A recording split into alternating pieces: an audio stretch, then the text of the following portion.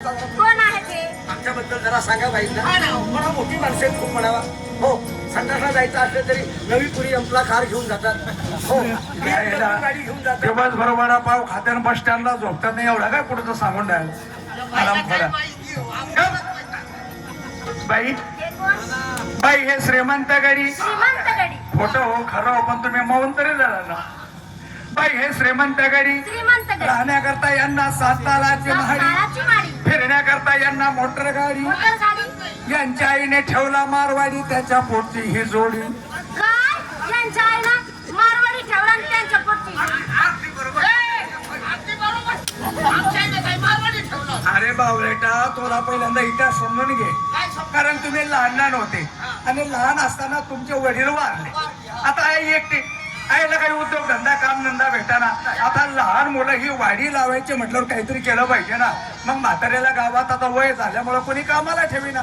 त्यात एका मारवाड्याला दया आली आणि तुमच्या आईला ठेवलं कामाला. असते बाबा बाई मारवाडीवर खंबीर मारून मरून गेला मरता मरून गेला. पण यांच्या आईला सोडलं नाही. सोडला नाही. कामावरून काढला नाही. कामावरून.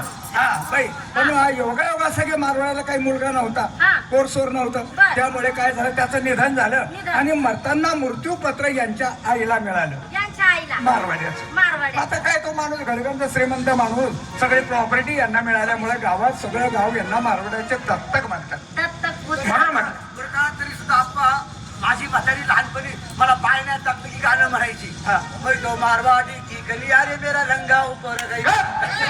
त्या याचा भावले कोणी करता. बाई एक बोलू का? बोला. बघा कळतंय मला तू गुलाबाची कळी आहे. बर. कळतंय मला तू गुलाबाची कळी आहे, मोहरलेल्या आंब्याची डाळी आहे. पण बाई एक बोलू, बोला. तू सुद्धा कुठेतरी थोडीशी काळी आहे. हो पाहुणा इकडे या बरं. मला जरा तपासून बघा बरं. मी कुठं थोडीशी काळी आहे ते. हा. आता वरून तर काही दिसत नाही पण खाली चुकाट्यात कोण घुसत त्या याला भावलं. हा? हा ना? एक काम करा बाई तपासून पहा म्हणते. जरा साबण घेऊन या. काय हँड ग्लोव्ह वापरतो का ती? अरे बावळांनो याला म्हणतात गारवा पुढं वाचली गीता रात्रीचा